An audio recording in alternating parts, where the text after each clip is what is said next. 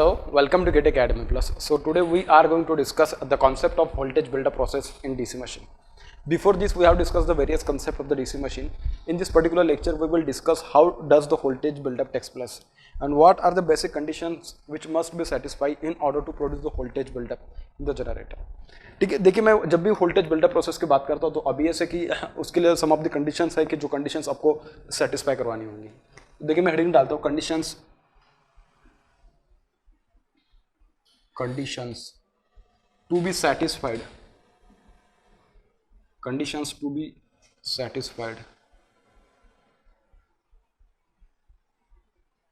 for voltage buildup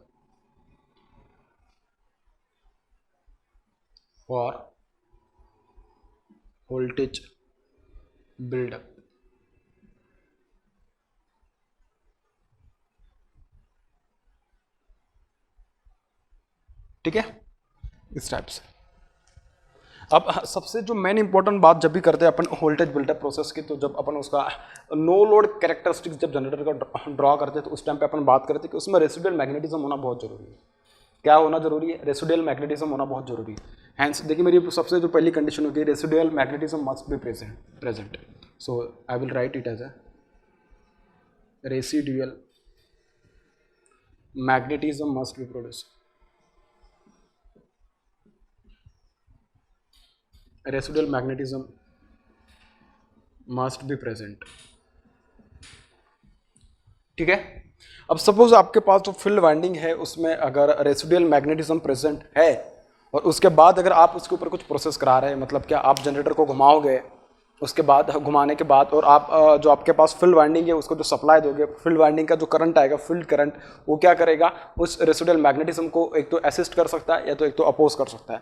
ये depend करेगा कि जो आपके पास फील्ड वाइंडिंग के करंट का डायरेक्शन है ए और जो रेसिडुअल मैग्नेटिज्म है इसका डायरेक्शन, दोनों का डायरेक्शन अगर सेम डायरेक्शन में तो field winding will assist the residual magnetism. It means that it will assist the voltage buildup process.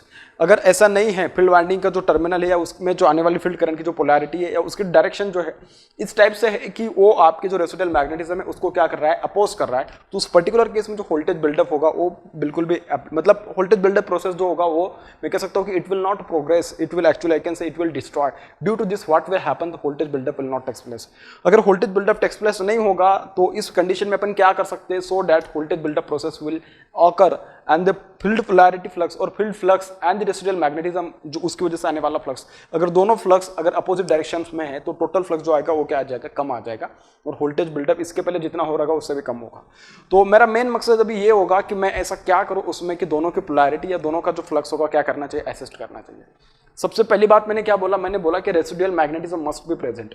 ठीक है, रेसिडुअल मैग्नेटिज्म प्रेजेंट था आपके पास, लेकिन वो इस तरीके से था कि जो फील्ड का फ्लक्स आ रहा था वो वाला फ्लक्स और ये वाला फ्लक्स क्या था, अपोजिंग नेचर का था. तो उसकी वजह से जो टोटल फ्लक्स आएगा सर्किट में that will not be of resultant, that will not be of the increasing one but that will be the decreasing one. अगर फ्लक्स डिक्रीज हो रहा है तो उसके करस्पॉन्डिंग जो ईएमएफ प्रोड्यूस होगा, जो ईएमएफ जनरेट होगा d∅dt की वजह से, क्योंकि रिजल्टेंट फ्लक्स अगर डिक्रीज कर रहा है तो रेट ऑफ चेंज ऑफ जो फ्लक्स होगा that will also decrease, due to which EMF induce will also decrease. और एक कंडीशन के बाद ऐसा हो जाएगा टोटल फ्लक्स डायरेक्टली जीरो हो जाएगा. इसका मतलब क्या, जो फील्ड का फ्लक्स है वो क्या करेगा, उतना फ्लक्स दे देगा कि जितना रेसिडुअल मैग्नेटिज्म का है, और जो टोटल फ्लक्स अगर उसने उसको नलिफाई कर दिया, मतलब उसको अगर कैंसिल ही कर दिया तो वो होगा ही नहीं. तो सबसे पहली बात कि दोनों का पोलैरिटी कैसा होना चाहिए, field flux and residual magnetism must be in the same polarity और must be of same polarity. ठीक है, तो नेक्स्ट मैं लिख सकता हूँ the polarity of field flux and residual magnetism must be same. Polarity of residual magnetism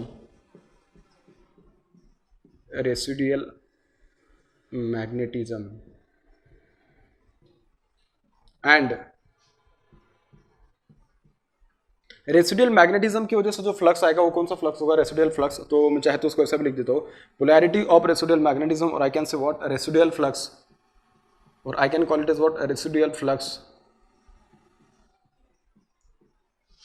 and field flux. अब ये जो फील्ड फ्लक्स आएगा किसकी वजह से आ जाएगा, या आप उसको जो सप्लाई दोगे फील्ड वाइंडिंग को उसकी वजह से फील्ड फ्लक्स आएगा. ठीक है, so and field flux must be same. क्या मस्ट बी सेम. अगर सेम नहीं है तो देखिए होगा क्या, सपोज मेरे पास फील्ड वाइंडिंग है, ठीक है, क्या मेरे पास फील्ड वाइंडिंग है,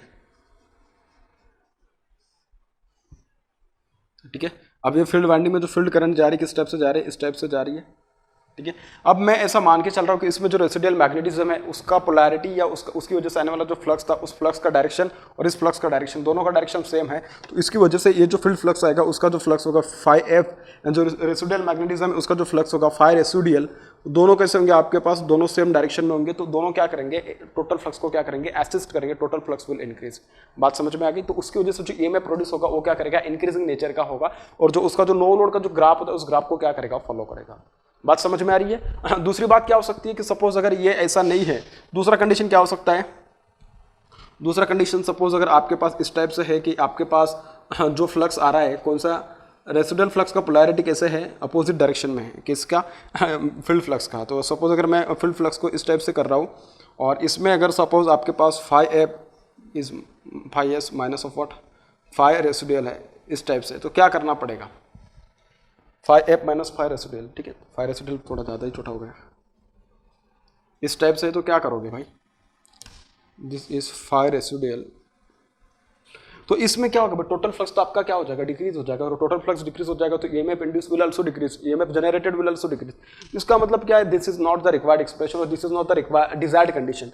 तो आपको क्या करना पड़ेगा, जो रेसिडुअल मैग्नेटिज्म है उसका क्या करना पड़ेगा, पोलैरिटी चेंज कर देना पड़ेगा। इस तरीके से अगर इसका पोलैरिटी में चेंज कर दिया, सपोज अगर मैंने रेसिडुअल मैग्नेटिज्म है उसका पोलैरिटी अगर मैंने चेंज कर दिया, this will become minus of minus phi residual, तो अगर मैं रिजल्टेंट देखूँ तो that will be what, phi F plus what, phi residual, phi F plus what, phi residual, इस टाइप से हो रहा है बेटा, ठीक है। तो बात समझ में आ गई। तो ये वाला कंडीशन है कि जो अपन को जरूरत है।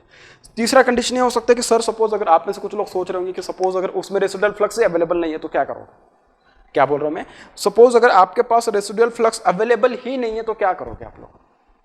अब रेसिडुअल फ्लक्स क्या होता है, सपोज देखिए बेटा, आपको जब मैं हिस्टैरिसीस पढ़ाया होगा या जब मैं उसको बीएच करूँ जब पढ़ाया होगा तो उस टाइम पे मैंने तो सब बातें डिस्कस करी है, और आपने अगर वो प्रीवियस वीडियोस देखे होंगे तो आपको पता भी होगा शायद। क्या होता है ना, आपकी वाइंडिंग जो होती है अगर वो कंटिन्यूस ऑपरेशन में है, मतलब क्या बोल रहा हूँ मैं, if your winding is in continuous operation, तो उसमें क्या होता है ना, फ्लक्स जनरेट होता है, वो वाला जो फ्लक्स होता है वो एक पर्टिकुलर टाइम के बाद अगर आप उसका ऑपरेशन बंद कर दोगे तो उसमें कुछ फ्लक्स रह जाता है। History of the flux is definitely, मतलब मैं कह सकता हूँ कि उसमें वाइंडिंग में वो या जो आपके पास मैग्नेट है उसमें रह ही जाती है। जैसे कि परमानेंट मैग्नेट अगर देखा जाए तो उसमें इनहेरेंटली उसमें रेसिडुअल मैग्नेटिज्म होता है। सिमिलरली अगर मैं अपनी जो फील्ड वाइंडिंग है इलेक्ट्रोमैग्नेट की बात करूँ तो उसमें भी रेसिडुअल मैग्नेटिज्म आता है। तो सपोज अगर कुछ और आपको ये भी बताया था मैं उस टाइम पे कि अगर रेसिडुअल मैग्नेटिज्म अगर आपको डिस्ट्रॉय करना है तो किस टाइप से कर सकते हो। सपोज ये मेरा जो मटेरियल है, this material is a electromagnet, after having subjected this material for a particular period of time for particular electrical operation, and after that suppose that if I am taking this material to unoperational cases, or I can say what, it is in the stagnant position, उसको मैं कुछ नहीं किया, एक particular समय तक मैंने उसको ऑपरेशन में रखा था, उसके बाद मैंने ऑपरेशन बंद हो गया, मतलब कंप्लीट हो गया ऑपरेशन, तो ये वाला मटेरियल अभी इन यूज है या यूजलेस है, या मैं कह सकता हूँ कि उसको यूज में नहीं कर रहा हूँ, मैं यूज नहीं कर रहा हूँ। तो इसका मतलब क्या, इसके पहले इसमें कुछ तो मैग्नेटिज्म रह चुका होगा, ठीक है, मैग्नेटिक हिस्ट्री तो उसमें होगी भाई।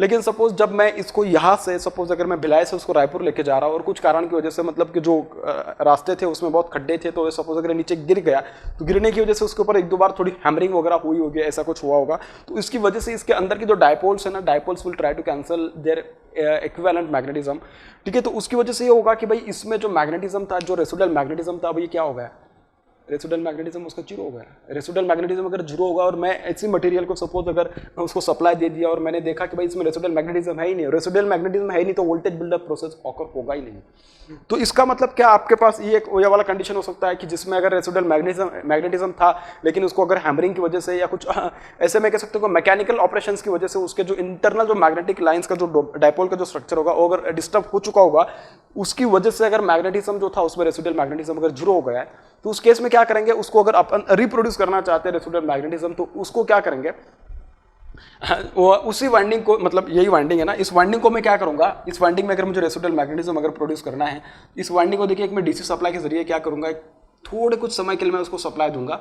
सप्लाई देने के बाद उसमें जो फ्लक्स आएगा, इस फ्लक्स की वजह से जो रेसिडुअल मैग्नेटिज्म आएगा, तो उसमें जो मैग्नेटिज्म प्रोड्यूस होगा और मैं फील्ड करंट की वजह से उसमें जो फील्ड फ्लक्स आएगा, that field flux will nothing be what, that will be the residual magnetism. अब वो वाला जो मैग्नेटिज्म होगा ना, this magnetism will be only for few seconds, और आई कैन से व्हाट, बहुत कम समय के लिए मैं उसको क्या कर सकता हूँ, वो एक छोटा सा एक डीसी सप्लाई के जरिए मैं उसको क्या कर दूंगा, एक्साइट कर दूंगा उस वाइंडिंग को, और उसमें क्या हो जाएगा, फ्लक्स प्रोड्यूस हो जाएगा। अब इसमें अगर फ्लक्स प्रोड्यूस हो गया, उसके बाद अगर मैं इस वाइंडिंग को इस पर्टिकुलर ऑपरेशन के लिए यहाँ पे ला रहा हूँ, या मैं यहाँ पे उसको ला रहा हूँ कि जहाँ पे मुझे जितने फील्ड सप्लाई की जरूरत है, मतलब जितना फील्ड का वोल्टेज होगा उतना वोल्टेज दे के अगर मैं उसको अभी एक्साइट कर रहा हूँ, तो अभी जो मेरे पास यहाँ पे जो फ्लक्स आएगा, residual flux, that flux will be due to this particular operation. इस छोटे से डीसी सप्लाई की वजह से यहाँ पे जो फील्ड करंट आया था, उस फील्ड करंट की वजह से जो फील्ड फ्लक्स आएगा, that will B residual flux in this particular case.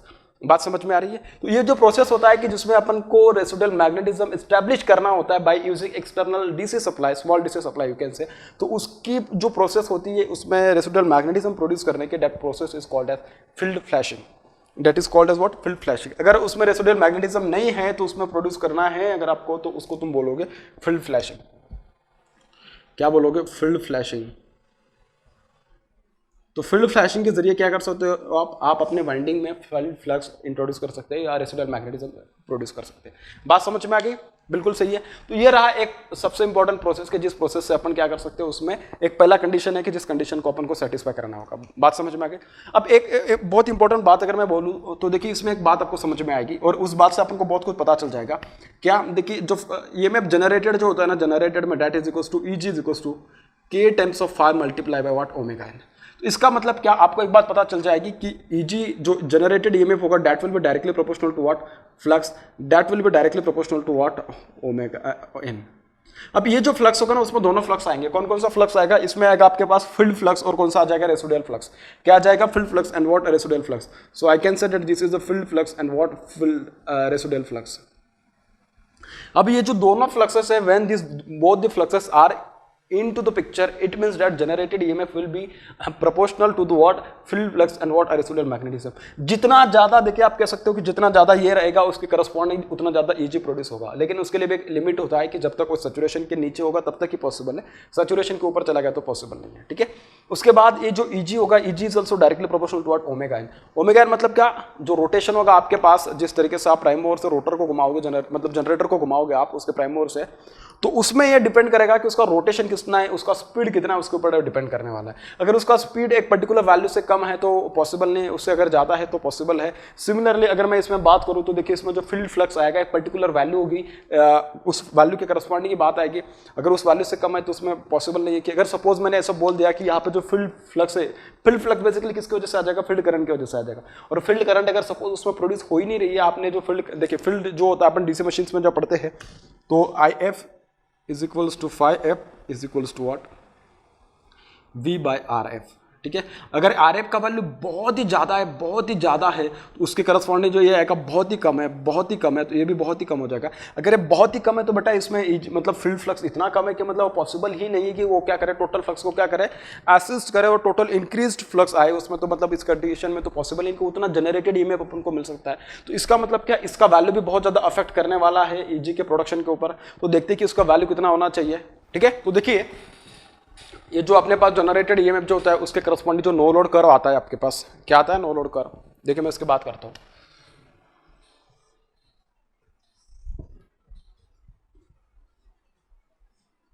ये फील्ड करंट है और इसके करस्पॉन्डिंग यहाँ पे जो जनरेटेड ईएमएफ होगा, दिस इज EG।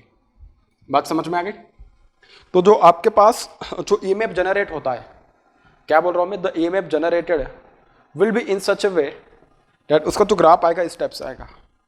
सारे जो जितने भी मशीन्स पढ़ोगे तुम, चाहे सिंक्रोनस जनरेटर पढ़ लो, डीसी जनरेटर पढ़ लो, उसमें जितने भी जनरेटर तुम पढ़ोगे उसमें जो नो लोड कर्व आता है ना, एक्चुअली वो इस टाइप से ही आता है। ठीक है, इसी टाइप से आता है आपके पास ये वाला जो कर्व होता है। And this is what, this is nothing but the maximum generated voltage I can से। ठीक है, और आप में से कुछ लोग बोलेंगे कि सर आपने इसको जब फील्ड करंट जीरो होगा उसके बाद भी उसमें कुछ तो ईएमएफ आ रहा है, ईजी आ रहा है, किसकी वजह से आ रहा है? रेसिडुअल मैग्नेटिज्म की वजह से आ रहा है। किसकी वजह से आ रहा है बेटा? रेसिडुअल मैग्नेटिज्म की वजह से। जैसे कि अभी मैंने यहाँ पे आपको समझाया, देखिए मैंने आपको एक समझाया कि आपके पास जो जनरेटेड ईएमएफ है, देखिए किसके करस्पॉन्डिंग आने वाला है, ये आपके पास जो आरजी होगा, आरएफ जो होगा उसके भी करस्पॉन्डिंग इसका कुछ तो रिलेशन आने वाला है। कैसे? देखिए अपन को पता है बेटा क्या, E G is equals to K times of phi multiply by what? Omega N. इस टाइप से होने वाला है, ठीक है। So I told you that E G is directly proportional to phi, बिल्कुल सही है। फाइव, अब ये 5F बोल दीजिएगा एक्चुअली, ठीक है। नहीं टोटल 5 बोलेगा क्योंकि इसमें दोनों फ्लक्स आने वाले हैं, residual flux as well as what आपका जो फील्ड फ्लक्स होगा that will be, and this is going to be directly proportional to what? IF।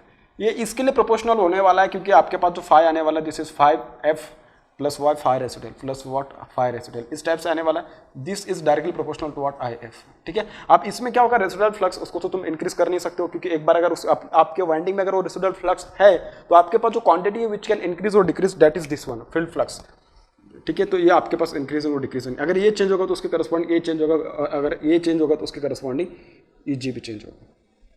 बात समझ में आ गई? वैसे अगर देखा जाए तो अपन जब डीसी शंट मशीन की बात करते हैं तो उसमें जो सप्लाई वोल्टेज होता है दैट वोल्टेज इज कांस्टेंट, ठीक है। सिमिलरली इसमें एक और बात आने वाली है, that is nothing but what? That is nothing but speed, that is nothing but what? Speed, ठीक है, इस टाइप से। अब जितना ज़्यादा स्पीड रखोगे उतना ज़्यादा EG आएगा, जितना कम स्पीड रखोगे उतना क्या आएगा? कम EG आएगा। अब ये डिपेंड करेगा EG की क्रिटिकल वैल्यू होगी उसके लिए, सिमिलरली IF की जो क्रिटिकल वैल्यू होगी उसके ऊपर डिपेंड करने वाला है। अब क्रिटिकल वैल्यू किसके ऊपर डिपेंड करेगी, देखिए अपन इसके ऊपर देखने वाले हैं। अब जो आपके पास जो फील्ड फ्लक्स है, मैं फील्ड करंट से डायरेक्टली बात कर रहा हूँ क्योंकि अपन को एक बात पता चल जाए कि EG is directly proportional to IF, तो मैं IF के बारे में बात करता हूँ। IF is equals to what? V, जो आपके पास टर्मिनल वोल्टेज होगा that VT divided by what? RF, VT divided by RF। क्योंकि देखिए ना आपके पास जो फील्ड वाइंडिंग है, मैं क्या बोल रहा हूँ, मैं बोल रहा हूँ कि आपके पास जो फील्ड वाइंडिंग है, फील्ड वाइंडिंग में कुछ तो रेजिस्टेंस होगा भाई, ठीक है। जैसे अपन जब डीसी शंट जनरेटर देखे थे तो उसमें देखे थे कि जो फील्ड वाइंडिंग है उसका कुछ तो रेजिस्टेंस होता है, ठीक है। तो इसका जो रेजिस्टेंस होगा मैं उसको नाम बोल रहा हूँ RF, फील्ड वाइंडिंग रेजिस्टेंस। इसमें जो करंट जा रही है दैट इज व्हाट? IF। और यहाँ पे जो सप्लाई आपने दे रखा है भाई, ये कौन सा सप्लाई है? This is the terminal voltage आएगी, क्योंकि अगर सपोज मैं फील्ड वाइंडिंग की बात करूँ, डीसी शंट जनरेटर की अगर बात करूँ तो उसके करस्पॉन्डिंग जो वोल्टेज आएगी, जो टर्मिनल वोल्टेज होगी that will be VT। So IF का जो वैल्यू आएगा, IF is equals to what? VT divided by what? RF, VT divided by what? RF। अब अगर आपने सपोज RF का वैल्यू इतना बड़ा कर दिया कि उसके करस्पॉन्डिंग क्या आ रहा है? IF आ रहा है, लेकिन वो इतना आ रहा है कि मतलब कि उस IF के करस्पॉन्डिंग भी हो सकता है कि फील्ड फ्लक्स आ रहा है, और वो जो फील्ड फ्लक्स है वो इतना है कि उसके करस्पॉन्डिंग अगर आप देखें तो जो रेसिडुअल फ्लक्स और जो अभी जो फील्ड फ्लक्स आ रहा है वो वाला रेसिडुअल जो फील्ड फ्लक्स और वो रेसिडुअल फ्लक्स दोनों को मिलकर थोड़ा मतलब कि वोल्टेज बिल्डअप ग्रेजुअली इंक्रीज हो रहा है, वोल्टेज जो है ग्रेजुअली बिल्डअप हो रहा है, और जहां तक चाहिए वहां तक वो पहुंच रहा है। और मैं कह सकता हूं क्या, ये इस तरीके से ये वाला जो ग्राफ है उस ग्राफ को क्या कर रहा है? फॉलो कर रहा है for this particular value of what? RF, for this particular value of what? RF, ठीक है। अब इस वैल्यू से भी अगर इस जो वैल्यू तो मैंने बोला कि थोड़ा बड़ा वैल्यू इसको, इससे भी अगर आपने इसको थोड़ा बढ़ा दिया, इसके भी मतलब इससे भी अगर आपने इसका वैल्यू अगर बढ़ा दिया, सपोज अगर मैं इसको नाम बोलूं RF, इसको नाम क्या बोलूं मैं? RF। सो देखिए RF जो है RF1, ठीक है, RF1 बोल दिया तो इसके करस्पॉन्डिंग जो फील्ड करंट आएगा that will be what? IF1, that will be what? IF1, ठीक है। और ये वाला जो फील्ड करंट है उसके करस्पॉन्डिंग अगर मैं बात करूं तो देखिए ये जो IF1 है, ये जो IF1 है इसके करस्पॉन्डिंग आपके पास कुछ तो फील्ड करंट आ रही है, और वो जो फील्ड करंट है that field current and field residual flux दोनों क्या कर रहे हैं? असिस्ट कर रहे हैं, और वोल्टेज बिल्डअप क्या है? धीरे धीरे इंक्रीज हो रहा है, ठीक है। अब आपने क्या किया? इसका वैल्यू और बढ़ा दिया, RF का वैल्यू और क्या कर दिया? बढ़ा दिया। मैं उसको बोल रहा हूँ क्या? RF2, ठीक है। इसके करस्पॉन्डिंग जो करंट आ रही है दिस इज व्हाट? IF2। और ये करंट इतनी है कि इसके करस्पॉन्डिंग भी आपके पास क्या आ रहा है? वहां पे फील्ड फ्लक्स आ रहा है। क्या आ रहा है? फील्ड फ्लक्स आ रहा है। वो फील्ड फ्लक्स और रेसिडुअल फ्लक्स दोनों क्या सेम डायरेक्शन में से मान के चल रहा है, तो उसकी वजह से इसमें भी पॉसिबल है कि वोल्टेज बिल्डअप थोड़ा इससे उससे जो पहला होगा उससे थोड़ा कम होगा, लेकिन ठीक है हो रहा है, ऐसा मैं मान के चल रहा हूँ, ठीक है। तीसरा मैं अगर बोलूँ कि और ये आपके पास इस तरीके से कि RF1 से क्या है आपके पास? RF2 ज्यादा है। क्या है? RF2 ज्यादा है। और RF2 से क्या है ना, RF3 भी क्या आपके पास ज्यादा है। मैं RF3 लिखा नहीं, अब लिखता हूँ। RF3 है, इसके करस्पॉन्डिंग क्या आएगा आपके पास? IF3, क्या आएगा? IF3। और आप बोलोगे कि इसके करस्पॉन्डिंग क्या आएगा? इसके करस्पॉन्डिंग आएगा 5F1, इसके करस्पॉन्डिंग आएगा आपके पास 5F2, और इसके करस्पॉन्डिंग आएगा आपके पास 5F3। इस टाइप से आ रहा है। और आपको एक बात पता है कि RF1 is less than RF2 which is less than what? RF3, ठीक है। इस टाइप से इसका मतलब क्या? RF3 का वैल्यू बहुत ज्यादा है, RF2 का उससे थोड़ा कम है, RF1 का उससे भी कम है। तो इसके करस्पॉन्डिंग अगर मैं देखूं तो देखिए मेरे पास जो ग्राफ्स आने वाले हैं इसके EG के, देखिए इस टाइप से आएगा। RF1 सबसे कम है तो उसके करस्पॉन्डिंग जो फील्ड फ्लक्स आएगा वो क्या होगा आपके पास? उसके करस्पॉन्डिंग जो फील्ड फ्लक्स आएगा वो क्या होगा, आपके पास ज़्यादा होगा, क्योंकि आप देखिएगा ना करंट और रेजिस्टेंस उनका जो रिलेशन होता है वो क्या होता है, रिवर्स होता है. So I can say that phi f1 is greater than phi f2 which is greater than what, phi f3, इस टाइप से. तो ठीक है, तो phi f जो होगा मतलब I f का वैल्यू इसके करस्पॉन्डिंग तो ज्यादा आएगा, क्योंकि phi f अगर ज्यादा है तो ऑब्वियस I f भी ज्यादा होगा. ठीक है, तो देखिए इसके करस्पॉन्डिंग जो मेरे पास जो Eg प्रोड्यूस होगा that will be like this, that will be what like this, and this is nothing but what, this is the RF1, उसके करस्पॉन्डिंग आने वाला Eg होगा है. ठीक है, और इसको अगर मैं बोलूँ तो देखिए इसके करस्पॉन्डिंग जो आपके पास phi f1 जो आएगा इस टाइप से आने वाला है, ये आएगा आपके पास what IF1 which is equals to what phi f1. अब मैं डायरेक्टली सिर्फ IF1 की बात करूंगा, क्योंकि ये दोनों डायरेक्टली प्रोपोर्शनल तब तक रहेंगे जब तक मैं उसको क्या कर रहा हूँ, सैचुरेशन रीजन के नीचे मतलब अनसैचुरेटेड रीजन में उसको मैं ऑपरेट करा रहा हूँ. उसके अगर आप ऊपर जाओगे तो देखिए, अगर आप इसके ऊपर जाओगे तो क्या हो जाएगा, अगर आप कांस्टेंट हो जाएगा, क्योंकि Eg प्रोड्यूस नहीं होगा उसके बाद ज़्यादा, क्योंकि rate of change of flux will be very small in that particular case. ठीक है, उसके बाद मैंने बताया आपको कि जो RF2 होगा आपके पास, RF2 क्या है, RF1 से थोड़ा बड़ा है, तो उसकी वजह से जो phi f2 जो आएगा that will B less then phi f1. क्या आएगा, उससे लेस आएगा. तो उसमें देखिए उसमें किस टाइप से आपके पास फ्लक्स प्रोड्यूस होने वाला है, तो देख सकते हो आप इस टाइप से आने वाला है भैया. ठीक है, ये क्या है, उसके इसके करस्पॉन्डिंग आने वाला है, तो आप देख सकते हो इस टाइप से आने वाला है. ठीक है, उसके बाद अगर मैं बात करूं तो देखिए आपके पास जो IF3 होने वाला है वो इस टाइप से आएगा. तो देखिए ये जो है आपके पास करस्पॉन्डिंग टू RF3, तो मैं इसको लिख देता हूं यहाँ पे करस्पॉन्डिंग टू RF3, ये आएगा आपके पास करस्पॉन्डिंग टू RF2. अगर आप RF2 का वैल्यू देखिए तो ये देखिए आपके पास कम है. कम क्यों है भाई, आप खुद सोच सकते हो कि कम क्यों होगा, क्योंकि रेजिस्टेंस ज़्यादा होगा तो करंट कम होगी. This is what IF2. अब देखिए आप इसके करस्पॉन्डिंग जो EMF जनरेटेड होगा आप देख सकते हो कि थोड़ा कम ही है. दिस इज EF1, इसके करस्पॉन्डिंग जो आएगा दिस इज EF2, इसके करस्पॉन्डिंग जो आएगा date will be what EF1, इसके करस्पॉन्डिंग जो आएगा वो क्या होगा आपके पास, दिस विल बी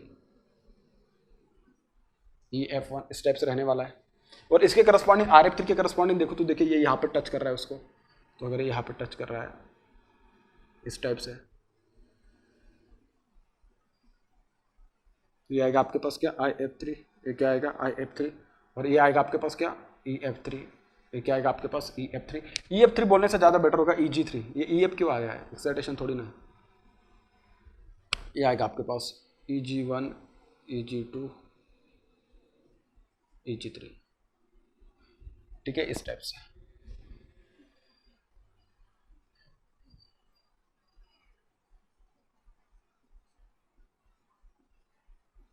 ये होगा आपके पास EG, इस टाइप से आएगा. और अगर आपने RF4 भी ले लिया, किस टाइप से लिया आपने RF4, RF4 is selected in such way that RF4 is greater than this RF3. It is what, it is greater than this RF3. Then जो इसके करस्पॉन्डिंग जो फील्ड करंट आएगा that will be what IF4. इसके corresponding जो field flux आएगा that will be what phi f4. इसके corresponding जो field flux आएगा वो क्या होगा आपके पास phi f4, इस टाइप से आएगा. तो आप देख सकते हो भाई ये तो बहुत ही कम हो गया फिर तो phi f4. और इसके करस्पॉन्डिंग अगर मैं ग्राफ निकालूँ तो देखिए किस टाइप से आने वाला है भाई, इसके करस्पॉन्डिंग ग्राफ आप देख सकते हो कि इसके करस्पॉन्डिंग जो ग्राफ आएगा भाई इस टाइप से आएगा. मैं उसको फिर भी से एक बार रेड पेन से दिखा रहा हूँ, तो आप देख सकते हो कि भाई ये तो उसको टच कर ही नहीं रहा है. क्या बोल रहा हूँ मैं, ये तो उसको टच कर ही नहीं रहा है. अगर टच कर ही नहीं रहा है तो मतलब इसमें तो EMF इंड्यूस होगा ही नहीं बिल्कुल, क्योंकि EMF कैसे आएगा, EMF जनरेट ही नहीं होगा, क्योंकि उसका वैल्यू इतना कम है कि मतलब मैंने बोला था इसके पहले कि अगर जो फील्ड फ्लक्स आ रहा है वो फ्लक्स और रेसिडुअल फ्लक्स, इवन तो दोनों फ्लक्स अगर साथ भी आ जाए फिर भी उसमें उतना रेसिडुअल इसमें तो हो भी नहीं रहा है भाई. इसका मतलब ये तो बहुत ही कम है आपके पास जो फील्ड फ्लक्स आ रहा है corresponding to RF4, that will be what phi f4 या IF4, बहुत ही कम है. इसमें तो EMF इंड्यूस होगा ही नहीं. इसका मतलब क्या, रेजिस्टेंस का वैल्यू जो आपने सेलेक्ट कर लिया ना यहाँ पे RF4, this is very high as compare to the required one. इसका मतलब ये है कि अगर आपके पास जो रेजिस्टेंस का वैल्यू की जिस वैल्यू तक ही उसमें क्या हो सकता है EMF इंड्यूस हो सकता है, उसके आगे नहीं जा सकता है. जिस वैल्यू तक उसमें EMF जनरेट हो सकता है उसको तुम बोलोगे क्रिटिकल रेजिस्टेंस. उसको तुम क्या बोलोगे, क्रिटिकल रेजिस्टेंस. क्योंकि क्रिटिकल रेजिस्टेंस के करस्पॉन्डिंग जितना फील्ड करंट आ रहा है, आई can say that is a critical field current. उस क्रिटिकल फील्ड करंट के करस्पॉन्डिंग जो फील्ड फ्लक्स आ रहा है that is what critical field flux. और उसके करस्पॉन्डिंग क्या हो सकता है, मिनिमम उतना तो होना ही चाहिए तभी उसमें क्या हो सकता है EMF जनरेट हो सकता है. उससे अगर आपने बहुत कम कर दिया तो उसमें पॉसिबल नहीं कि EMF जनरेट नहीं होगा. बात समझ में आ गई. So that I can say that from this particular graph I can estimate और I can conclude that the value of field resistance should be less than R critical, should be less than what R critical. Critical से अगर कम होगा तो बेटा obviously कि इसमें critical flux field जो होगा उससे ज्यादा फील्ड करंट आ जाएगा उसमें, मतलब मिनिमम इतना चाहिए। अगर रेजिस्टेंस उससे कम है तो ऑब्वियस उससे ज्यादा ही फील्ड फ्लक्स आ जाएगा आपके पास। इसमें बहुत ही कम फील्ड फ्लक्स आने वाले corresponding to R F four, इसमें क्या है बहुत ही कम फील्ड फ्लक्स आने वाले corresponding to R F four के करस्पॉन्डिंग देखा जाए तो। और ये अपन को इतना नहीं चाहिए, अपन तो उससे ज्यादा चाहिए, अपन को तो उससे ज्यादा चाहिए था ना। बात समझ में आ गई। तो अपन को एक बात यहां से पता चली कि if we want to generate the voltage in our generator then the value of the field resistance is also going to play very vital role. समझ में आ गई बात। अब बात करते हैं आगे स्पीड के बारे में। मैंने बोला था कि Eg is directly proportional to what omega N, Eg is directly proportional to what omega N. बात समझ में आ गई।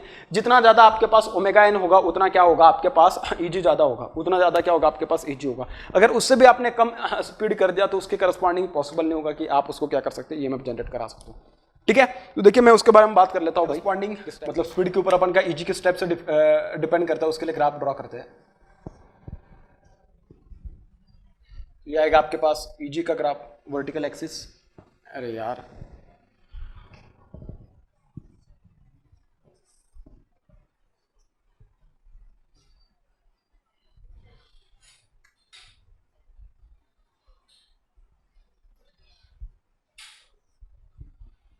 ठीक है, इस टाइप से ये आ जाएगा आपके पास जनरेटेड ईएमएफ Eg, और यहाँ पे क्या आएगा आपके पास, ठीक है भाई, यहाँ पे आएगा आपके पास फील्ड करंट।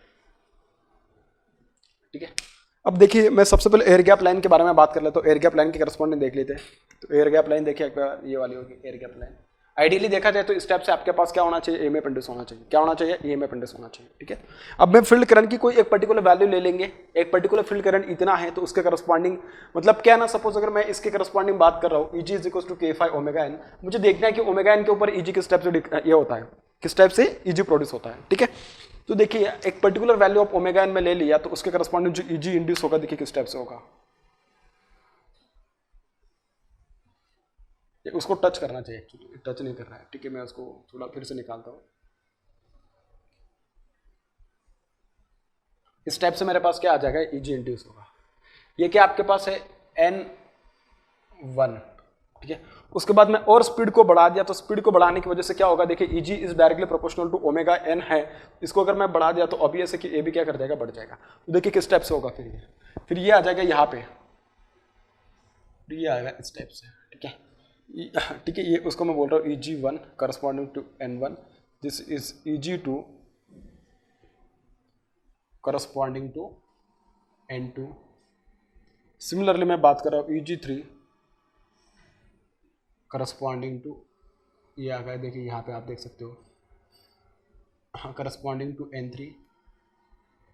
उसके बाद Eg4 करस्पॉन्डिंग टू N4। ठीक है, ये आ गया क्या N4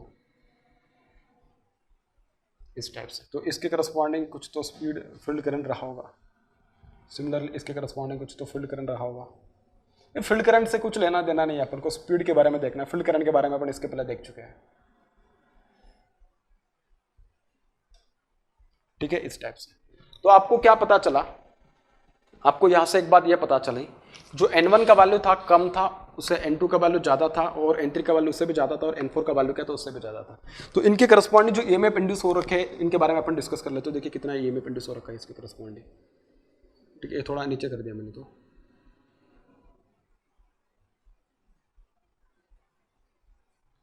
ठीक है, अपन उनके बारे में भी बात कर लेते भाई।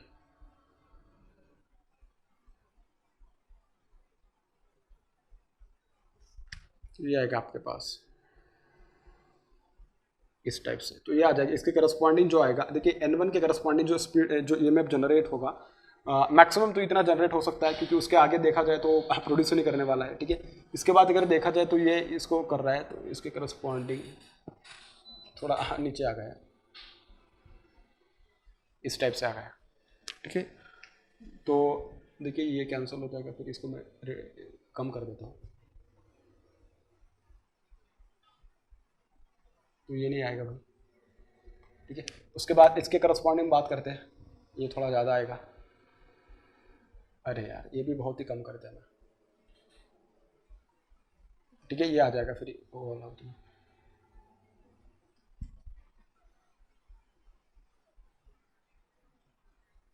ठीक है, इस टाइप से। उसके बाद N4 आ जाएगा, N4 की करस्पॉन्डिंग स्पीड आ जाएगी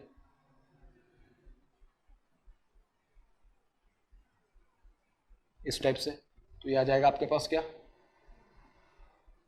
ये आ जाएगा Eg4, ये मैक्सिमम EMF इंड्यूस वोल्टेज है उनकी, Eg3 इस टाइप से। ये आ जाएगा Eg2, ये आ जाएगा Eg1। और ये क्या आपके एक्चुअली उसके रेसिडुअल मैग्नेटिज्म की वजह से आने वाले रेसिडुअल ईएमएफ से एक्चुअली उसके, ठीक है, इस टाइप से। तो आपको ये एक बात क्या पता चली, अगर सपोज मैं N1 का वैल्यू बहुत ही कम रखा था, उसके बाद भी मेरे पास जो ईएमएफ जनरेट हो रहा था कितना हो रहा था, Eg हो रहा था, Eg1 हो रहा था। अगर मैं N1 से भी अगर मेरा स्पीड बहुत ही कम कर देता तो उसके करस्पॉन्डिंग देखिए जो ईएमएफ आता हो, तो मतलब पहली बात तो मतलब उसको टच करता ही नहीं डायरेक्टली, कि अगर मैं डायरेक्टली यहीं पे देता तो मतलब इधर ऐसे इस टाइप से कुछ तो आने वाला होता, ठीक है, इस टाइप से कुछ तो आता। एक्चुअली वो तो एयर गैप लाइन को टच कर ही नहीं रहा है, तो ऑब्वियस है कि उसमें ईएमएफ जनरेट होता ही नहीं। मतलब क्या, स्पीड की ऐसे एक वैल्यू होनी चाहिए कि एटलीस्ट उस स्पीड के लिए क्या हो आपके सिस्टम में ईएमएफ जनरेट हो। अगर उससे भी अगर आपने ज़्यादा वैल्यू कर दिया तो वो क्या करेगा, ईएमएफ जनरेट ही नहीं करेगा, उसमें ईएमएफ जनरेशन पॉसिबल ही नहीं होगा। इसका मतलब क्या, the speed of the generator, मतलब speed of the prime mover should be at least this much so that it can produce voltage. If the speed is less than that one as well, then in this case it is not possible to produce EMF, ठीक है। तो speed का ऐसा value कि जिस value के लिए आपके पास ईएमएफ आ सकता है उसको मैं बोलूंगा क्रिटिकल स्पीड। अगर उससे भी आपने कम कर दिया तो उसके लिए पॉसिबल ही नहीं। So the speed of the prime mover must be at least critical speed के साथ, क्रिटिकल स्पीड के बराबर होना चाहिए। उससे ज्यादा जाएगा तो चलेगा, क्योंकि उससे ज्यादा अगर जा रहे तो देखिए अपने पास जो ईएमएफ जनरेट आ रहा है कितना हो रहा है, उससे ज्यादा आ रहा है। देख सकते हो कि आप Eg1 था, उसके करस्पॉन्डिंग स्पीड था N1 से अगर मैंने उसको बढ़ा दिया तो Eg1 से भी ज्यादा ईएमएफ आ गया Eg2, उससे भी अगर मैंने बढ़ा दिया तो उसके करस्पॉन्डिंग क्या आ गया Eg3, उससे भी अगर मैंने बढ़ा दिया तो उसके करस्पॉन्डिंग आ गया क्या Eg4 इसके लिए ज्यादा आ रहा है क्योंकि उसके करस्पॉन्डिंग जो स्पीड है स्पीड ज्यादा है।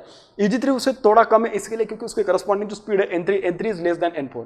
सिमिलरली Eg2 क्या है, Eg3 से कम है क्योंकि Eg2 के करस्पॉन्डिंग जो स्पीड है N2 it is less than N3, ठीक है, इतना। So the speed of the prime mover must be at least equals to या ग्रेटर दैन क्रिटिकल स्पीड। अगर उससे कम है तो पॉसिबल नहीं, उससे ज्यादा है तो पॉसिबल है। और आप इतना ज्यादा मतलब आप बोलोगे सर मैं तो उसको बहुत ज्यादा बढ़ा दूंगा, ऐसा कुछ नहीं है, इतना भी नहीं बढ़ा सकते हो क्योंकि मैकेनिकल कंस्ट्रेंट है उस मशीन की कि उसको भी देखना पड़ेगा आपको। उससे भी ज्यादा बना दिया तो हो सकता है कि शार्पनर टूट जाए, ऐसा भी ना हो जाए, तो ठीक है। तो इसके भी बारे में ख्याल रखना पड़ेगा। रेटेड स्पीड होता है हर एक चीज का, तो उस रेटेड स्पीड तक आप क्या कर सकते हो उसको बढ़ा सकते हो। एक पर्टिकुलर रेटेड के भी थोड़ा आगे जा सकते हो, लेकिन उसके बाद अगर आगे जाओगे तो प्रॉब्लम्स होना शुरू हो जाएगा, तो इतना भी नहीं जाना आपको, ठीक है। तो ये वाली बात है। अब आगे अपन बात करेंगे इससे रिलेवेंट जो डिसीजन जनरेटर, सीरीज जनरेटर, उसके हर एक जनरेटर के एक्चुअल कैरेक्टरिस्टिक किस टाइप से होने चाहिए, उसके कंडीशंस क्या होते हैं, अपन उसके बारे में डिस्कस कर लेते हैं। देखिए अपन शंट जनरेटर के बारे में बात करते हैं अभी कि उसकी कंडीशंस क्या होती है। Shunt generator,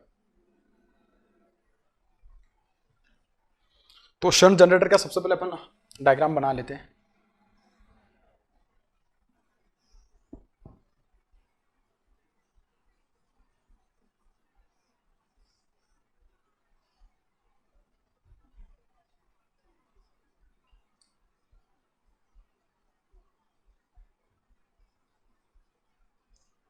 this is Eg, this is Ra, इसकी पोलैरिटी स्टेप्स है। और यहाँ पे आएगा आपके पास शंट फील्ड वाइंडिंग, क्या आएगा, शंट फील्ड वाइंडिंग आएगी।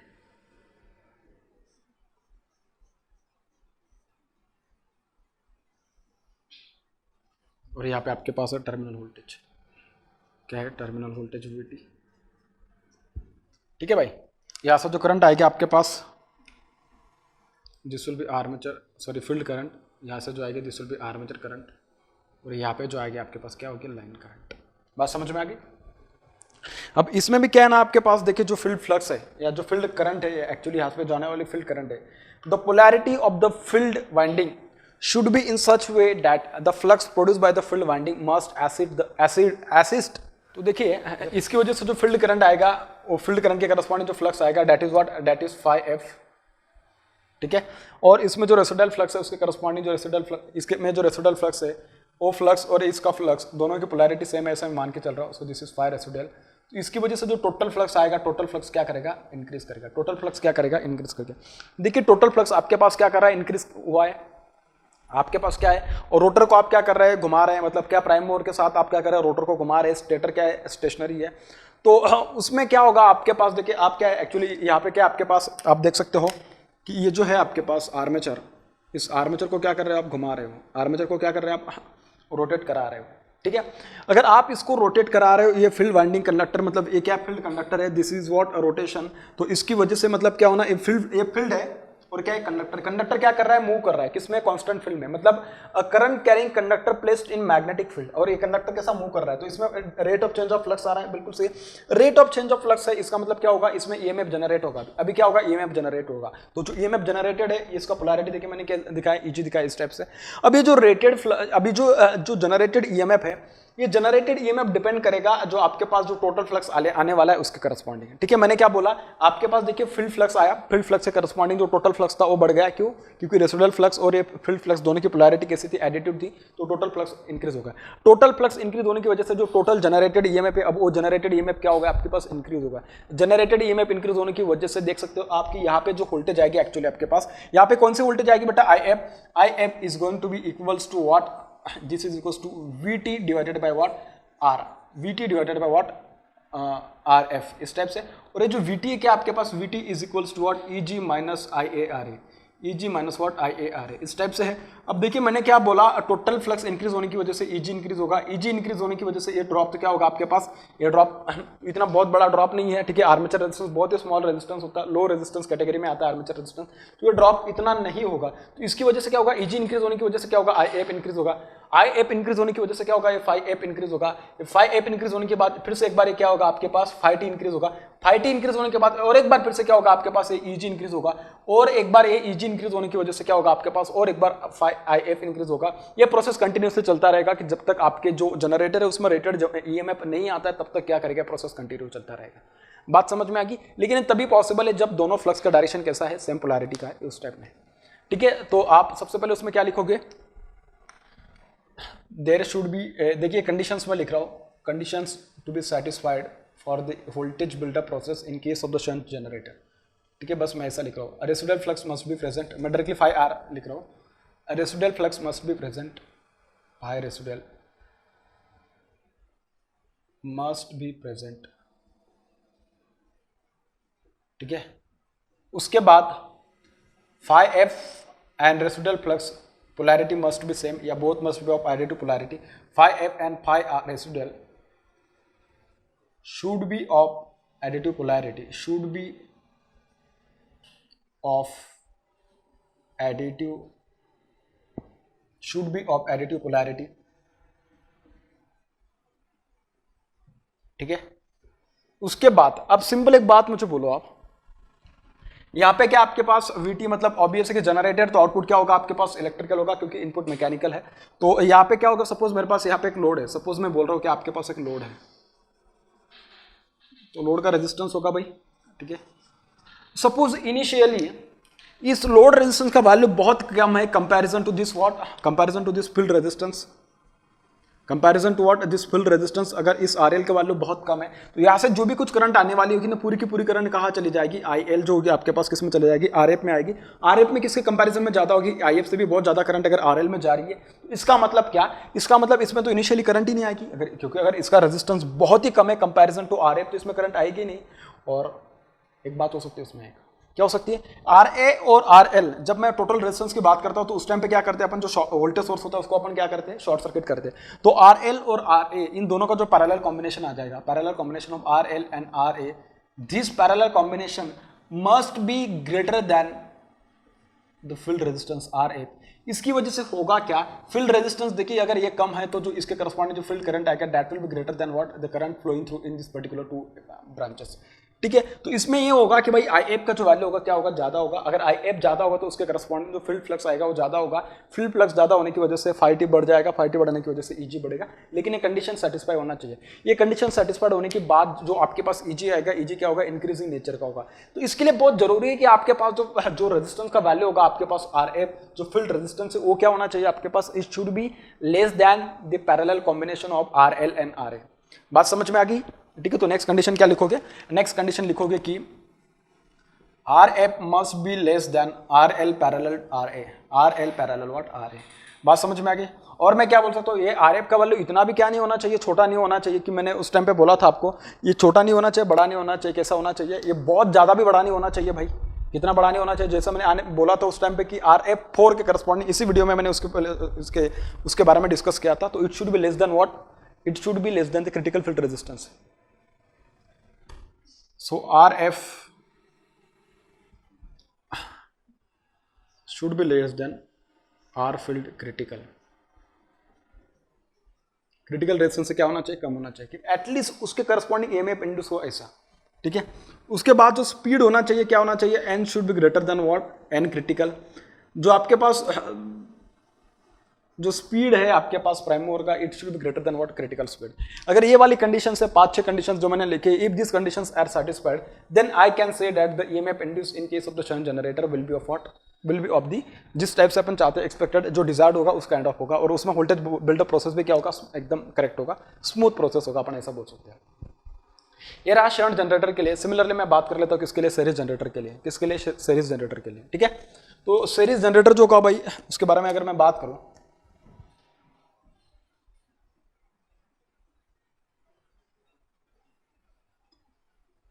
इसका अपन डायग्राम निकाल लेते हैं सीरीज जनरेटर का। देखिए किस टाइप से आएगा, this will B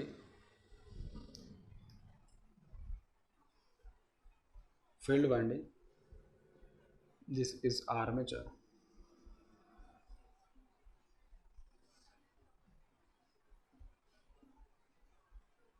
RSE, this is RA, this is EG,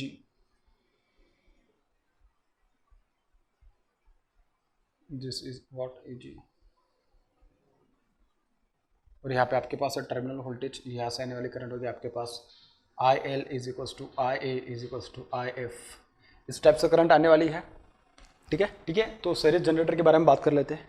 इसमें भी देखिए सबसे पहले क्या होगा, अपन देखिए नो लोड कैरेक्टरिस्टिक्स ड्रॉ करते थे और करते भी अभी भी। नो लोड कैरेक्टरिस्टिक्स के टाइम पे क्या होता है आपके पास, IF जो होता है, देखिए जैसे कि जनरेटर के बारे में मैं बात करूं तो नो लोड मतलब क्या, यहाँ पे लोड नहीं कनेक्ट किया है, यहाँ पे क्या है, कनेक्ट नहीं किया है नो लोड, ठीक है। तो नो लोड कंडीशन ये हो गई।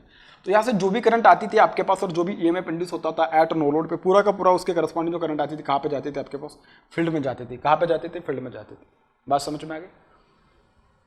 तो वहां से अपन को एक बात पता चलती है भाई कि शंट जनरेटर में नो लोड पे क्या होता है ना कि आप अपने जो कैरेक्टरिस्टिक्स है वो ड्रॉ कर सकते थे, और आपने देखा है कि उसका जो कैरेक्टरिस्टिक्स आता है नो लोड पे, देखिए अपन उसको इस टाइप से ड्रॉ करते थे। ये आपके नो लोड कैरेक्टरिस्टिक्स है आपके पास इस टाइप से, ठीक है। This is EG, this is IF, इस टाइप से आपके पास क्या है, नो लोड कैरेक्टरिस्टिक्स है।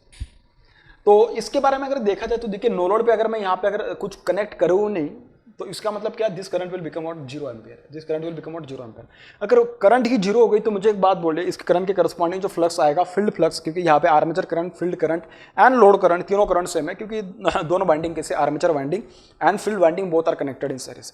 तो उसकी वजह से आपके पास फील्ड करंट अगर 0 है, तो फील्ड करंट 0 है तो मुझे एक बात बोलिए, जैसे मैं इसमें बोला था कि Φf is equals to φ residual, तो जो फील्ड फ्लक्स होगा अभी, फील्ड फ्लक्स प्लस φ रेसिडुअल, वो क्या होगा भाई, अभी तो क्या होगा, ये अगर 0 है तो मुझे एक बात बोलेगा, ये वाला जो प्रोसेस होगा, will this process continue to increase the field flux, बिल्कुल नहीं, क्योंकि टोटल फ्लक्स तो इंक्रीज होगा नहीं, तो उसके करस्पॉन्डिंग EMF जनरेशन होगा ही नहीं। तो अपन इसके करस्पॉन्डिंग कोई ग्राफ ड्रॉ कर सकते हैं, नो लोड पे बिल्कुल नहीं। तो नो लोड पे DC सीरीज जनरेटर जो होता है उसका ग्राफ अपन कभी ड्रॉ नहीं करते, ठीक है। वैसे किया जा सकता है, लेकिन कैसे करोगे यार आप उसको, आप बताओ ना कैसे कर पाओगे आप उसको।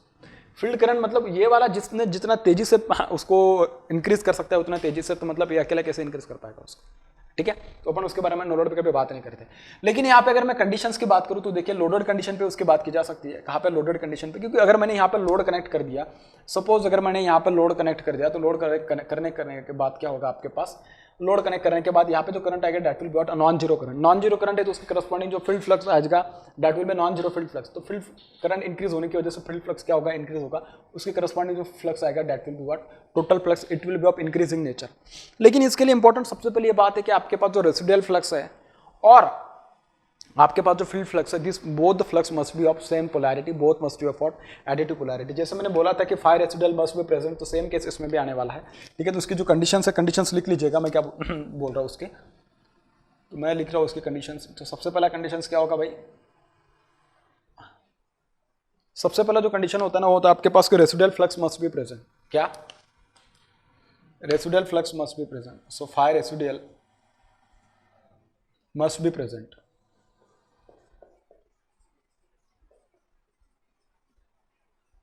ठीक है, phi residual must be present. The polarity of field flux and phi residual must be same. ठीक है, polarity of phi residual and phi F must be same. Actually यहाँ पे फील्ड वाइंडिंग जो बोला जाए उससे ज़्यादा मैं अगर सीरीज फ्लक्स बोलूँ तो वो भी ज़्यादा करेक्ट होगा, क्योंकि यहाँ पे जो आपके पास फील्ड वाइंडिंग है, it is connected in what, it is connected in series with the armature winding, so I can also call it as what, series flux. ठीक है, इस टाइप से मस्ट बी सेम। ठीक है, उसके बाद अगर मैं बात करूँ किसके बारे में, सपोज अगर मैं बात करूँ जो आर एफ का वैल्यू होगा, आर एफ का वैल्यू कितना होना चाहिए, फील्ड रेजिस्टेंस जो होगा आपके पास, this must be less than, actually देखा जाए तो this must be less than what, R F critical. R F critical इतना होना चाहिए।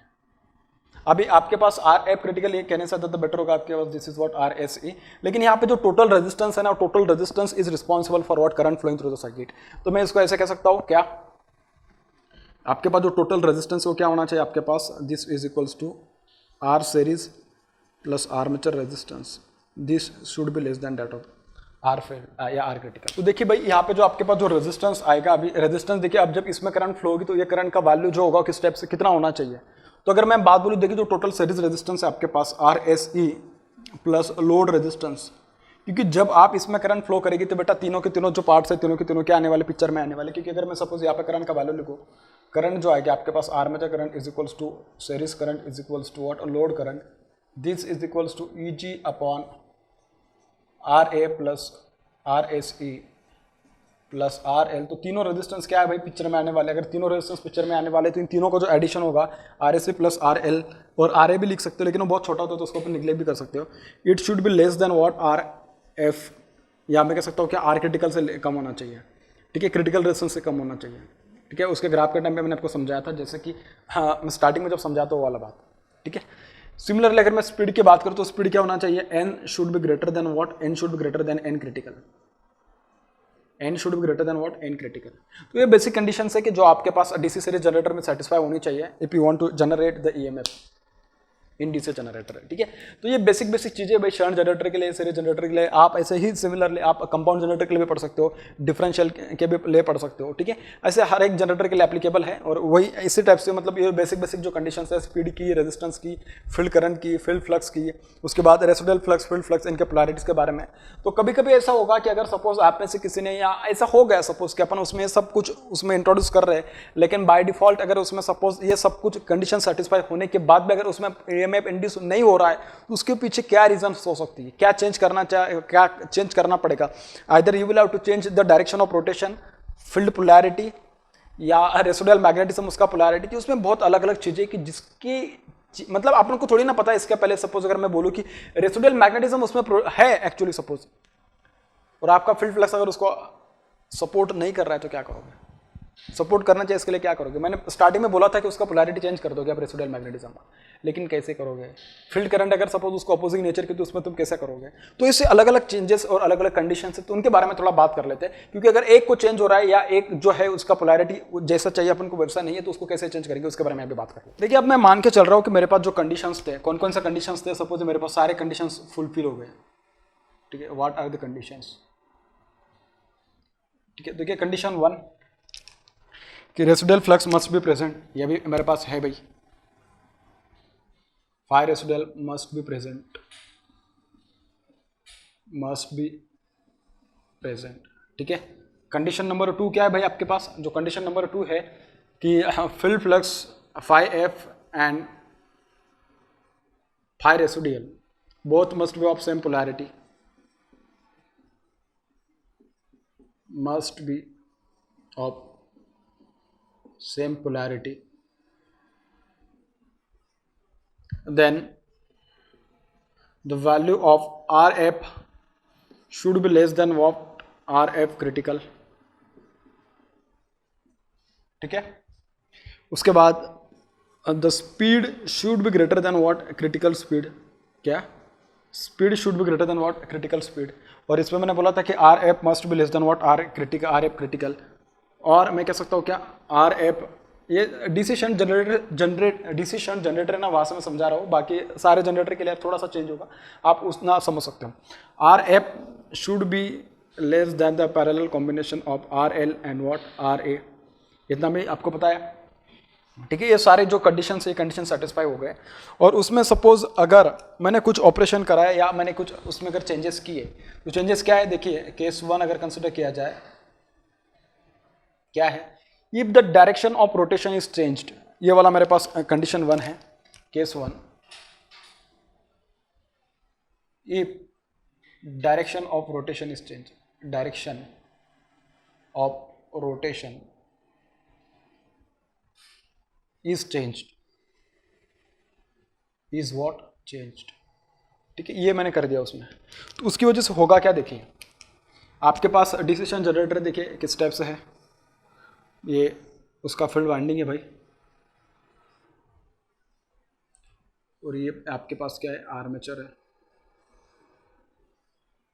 इस टाइप से, और ये उसमें आने वाला ईजी है, this is R A and this is what R A, यहाँ पे आपके पास है टर्मिनल वोल्टेज, ठीक है।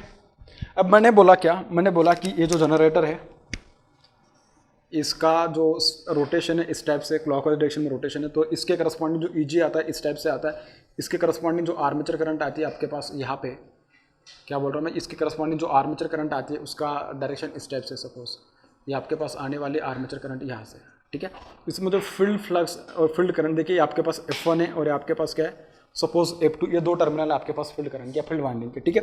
तो इसमें जो करंट का डायरेक्शन है इस टाइप से है, और मैं कह सकता हूँ कि फील्ड जो फ्लक्स है या फील्ड जो रेसिडुअल फ्लक्स है उसका भी डायरेक्शन इसी टाइप से, या इस डायरेक्शन में आपके पास सपोज रेसिडुअल फ्लक्स है, तो आपके पास जो फाई टोटल आएगा ना, phi total, this is equals to phi residual plus phi F field flux, इस टाइप से आने वाला है, ठीक है। ये वाला है, और मेरे पास जो स्पीड है, स्पीड कैसा मेरे पास ग्रेटर देन क्रिटिकल स्पीड है, आरएफ के कंडीशन सेटिस्फाइड है। अगर उसमें फील्ड करंट आ रहा है तो ऑब्वियस है कि आरएफ का कंडीशन उसमें सेटिस्फाई हुआ होगा, RF less than RF critical, ये वाला कंडीशन सेटिस्फाई हुआ होगा, ये वाला कंडीशन भी उसमें सेटिस्फाई हुआ होगा, इसमें मान के चल रहा हूँ, ठीक है, तभी तो उसमें फील्ड करंट आएगा, अदरवाइज कैसे आएगा, ठीक है। ये पहला केस था मेरे पास। और इसमें अभी इस केस में मैं क्या कर रहा हूँ, देखिए जो रोटेशन है मेरे पास, डायरेक्शन ऑफ रोटेशन में उसमें चेंज कर रहा हूँ। अगर मैंने डायरेक्शन ऑफ रोटेशन चेंज कर दिया तो देखिए उसकी वजह से होगा क्या, देखिए इसमें होगा क्या, मेरे पास ये फील्ड वाइंडिंग है, फील्ड वाइंडिंग का कनेक्शन चेंज नहीं किया मैंने, अगर कनेक्शन चेंज नहीं किया तो this is F2, this is F1, ठीक है, इस टाइप से। और मेरे पास ये जो आर्मेचर है तो भाई ये आर्मेचर एज इट इज रहेगा, सो दिस इज आर्मेचर, इसके करस्पॉन्डिंग जो आपके पास करंट आएगी, जो आर्मेचर है ये देखिए इस टाइप के आर्मेचर है आपके पास, ठीक है, तो इसके करस्पॉन्डिंग जो ईजी आएगा किस टाइप से आएगा, देखिए अब मैं थोड़ा सा चेंज कर रहा हूँ इसमें, this is armature resistance R A, this is field winding resistance R F, और यहाँ पे आपके पास टर्मिनल वोल्टेज है, ठीक है, इस टाइप से। अब इसमें मैंने देखिए क्या कहता है, इसके करस्पॉन्डिंग जब मैं उसको इस डायरेक्शन में घुमा रहा था तो इसमें जो जनरेटेड ईएमएफ था उसका पोलैरिटी इस टाइप से आ रहा था। अब ऑब्वियस है अगर सपोज मैंने उसमें उसका डायरेक्शन अगर चेंज कर दिया तो डायरेक्शन चेंज करने की वजह से क्या होगा, इसमें जो जनरेटेड ईएमएफ है उसका पोलैरिटी कैसे हो जाएगा, इस टाइप से हो जाएगा। बात समझ में आ रही है मैं क्या बोल रहा हूँ, क्योंकि देखिए ना यार, अगर आप बोल रहे हो कि Eg is equals to K times of phi into omega N, इस टाइप से बोलते हो, ठीक है। आपने फील्ड वाइंडिंग के कनेक्शन चेंज किया क्या, बिल्कुल चेंज नहीं किया। अगर फील्ड वाइंडिंग के कनेक्शन चेंज नहीं किए और अगर आपने उसको सपोज अगर नेगेटिव कर दिया तो ये नेगेटिव करने के बाद ये भी क्या हो जाएगा आपके पास, नेगेटिव हो जाएगा भाई, ठीक है, ये भी क्या हो जाएगा आपके पास फिर नेगेटिव हो जाएगा। अगर ये नेगेटिव हो गया और उसकी वजह से ये भी नेगेटिव हो गया तो देखिए ये नेगेटिव हो गया। अब फील्ड करंट का डायरेक्शन देखते किस टाइप से आने वाला है, फील्ड करंट का डायरेक्शन देखते किस टाइप से आने वाला है। देखिए इसके करस्पॉन्डिंग जो आपके पास जो आर्मेचर करंट आएगी, अभी आर्मेचर करंट आएगी इस टाइप से, आर्मेचर करंट आएगी इस टाइप से, और इसमें जो भी आएगा अगर यहाँ पे कुछ कनेक्टेड होगा तो ठीक है इसमें करंट आएगा, नहीं तो इधर जाने वाले अपने जो फील्ड करंट तो आनी होगी, फील्ड करंट अभी इस तरीके से जा रहे हैं। अब फील्ड करंट देख सकते हो कि आप पहले इंटर किस में कर रहे हैं, F2 में, उसके बाद किस में कर रहे हैं, F1 में। तो देखिए फील्ड करंट का डायरेक्शन कैसा होगा भाई, अपोजिट होगा, तो इसके करस्पॉन्डिंग जो फील्ड फ्लक्स आ जाएगा उसका डायरेक्शन कैसा होगा, इस टाइप से होगा। इसके पहले आप देख सकते हो कि देखिए इसमें जो फील्ड करंट आ रहा था उसका पोलैरिटी इस टाइप से था, मतलब इसका डायरेक्शन इस टाइप से था। अब इसमें इसके पहले कैसा था आपके पास, ये लेफ्ट साइड था, अब कैसा था राइट साइड हो रहा है। इसका मतलब क्या, फील्ड जो फ्लक्स होगा उसका पोलैरिटी अभी कैसा हो चुका है भाई, रिवर्स हो चुका है। अब अगर फील्ड फ्लक्स का पोलैरिटी रिवर्स हो चुका है तो फाई टोटल जो आएगा this will be equals to what, phi residual minus five F, और ये फाइव एफ को मैं क्या बोल सकता हूँ, फाइव एडिशनल बोल सकता हूँ, क्योंकि ये क्या बोलते हैं, मैं इसको एडिशनल बोल दिया मैंने, मतलब क्या एक्स्ट्रा जो फ्लक्स आ रहा है अभी फील्ड वाइंडिंग की वजह से, दैट इज दिस वन, और इन दोनों को ऐड करके जो टोटल फ्लक्स आएगा मैंने इसको फाइव टी नाम दिया है। तो आप देख सकते हो कि ये जो रेसिडुअल फ्लक्स है और ये जो फाइव एडिशनल है, इन दोनों का पोलैरिटी कैसा है, इन दोनों का पोलैरिटी कैसा है भाई, अपोजिट नेचर का। इसका मतलब क्या, जो टोटल जो इफेक्ट आएगा ना, that will be of decreasing nature, that will be of decreasing nature. और इसी ऑपरेशन को अगर आप कंटिन्यू करते गए तो उसके बाद एक कंडीशन आ जाएगा कि टोटल जो फ्लक्स हो जाएगा five T, that will be reduce to zero and Eg generated EMF will be equals to what, zero. तो इसमें जो वोल्टेज बिल्डअप प्रोसेस है, this is not possible if the direction of rotation is changed, if the direction of rotation is changed. बात समझ में आ गई मैंने क्या बोला, ठीक है। उसके बाद अगर सपोज मैंने दूसरा केस कंसिडर किया, क्या है मेरे पास केस टू, मैं जो अपने पास जो केस टू कंसिडर कर रहा हूं उसमें क्या कंसिडर कर रहा हूं मैं, if the direction of field winding is changed या if the field connections are changed, this is my case number two. So लिखेगा आप what is the connection case two. मेरे पास जो केस टू है उसमें मैंने क्या किया, ये केस टू मैं कब उसमें परफॉर्म कर रहा हूँ, तब परफॉर्म कर रहा हूँ कि ये सारे कंडीशंस मैंने पहले सेटिस्फाई कर दिए, उसके बाद मैं उसमें क्या करूंगा, केस टू परफॉर्म करूंगा। देखिए पहला जो नॉर्मल केस होगा उसमें पहला केस क्या होगा भाई, यही होगा मेरे पास पहला केस, तो इसमें भी देख सकते हो कि आप जो पहला केस है किस टाइप से होने वाला है। So this is my field winding, this is my armature,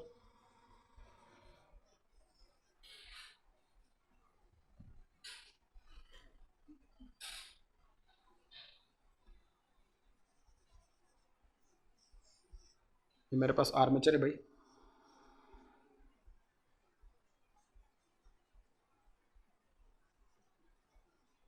ये आ जाएगा उसमें ई जी आर ए, ये आएगा आपके पास आर एफ, और ये होगा आपके पास F1 terminal of the field winding, this is the F2 terminal of what, field winding, और ये होगा आपके पास यहाँ पे टर्मिनल वोल्टेज, यहाँ पे लोड वगैरह कनेक्टेड होगा, मैं उसके बारे में बात नहीं कर रहा फिलहाल क्योंकि उसकी जरूरत भी नहीं है। तो यहाँ पे जो जनरेटेड ईएमएफ होगा भाई, क्योंकि मैं जो अपने जो रोटर है, जो आर्म जो प्राइम मूवर है, उसको इस टाइप से मैं घुमा रहा हूँ, इस डायरेक्शन में, मतलब क्या क्लॉकवाइज डायरेक्शन में उसको घुमा रहा हूँ, तो उसमें जो जनरेटेड ईएमएफ है उसका पोलैरिटी मैं प्लस टू माइनस ऐसा मान के चल रहा हूँ, ठीक है। तो देखिए नॉर्मल केस में क्या होगा आपके पास, नॉर्मल केस में जो इसमें जो करंट आएगी भाई, करंट का डायरेक्शन देखिए किस टाइप से होगा, this will be what armature current I A, ठीक है। जो फील्ड करंट आएगी आपके पास इस टाइप से होगा, फील्ड करंट का डायरेक्शन देख सकते हो आप, F1 से F2 होने वाला, क्या होने वाला, F1 से F2 होने वाला। बात समझ में आ गई।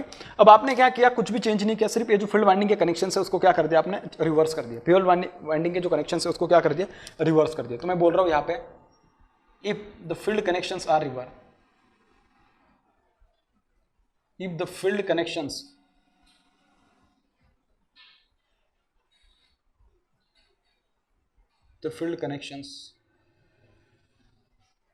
are reverse,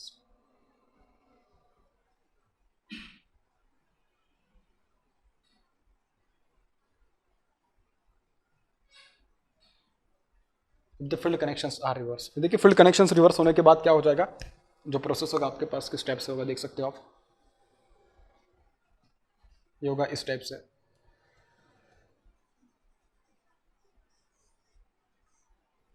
ये थोड़ा ज़्यादा ही दूर हो जाएगा, मैं इसको यहीं पे ड्रॉ करता हूँ।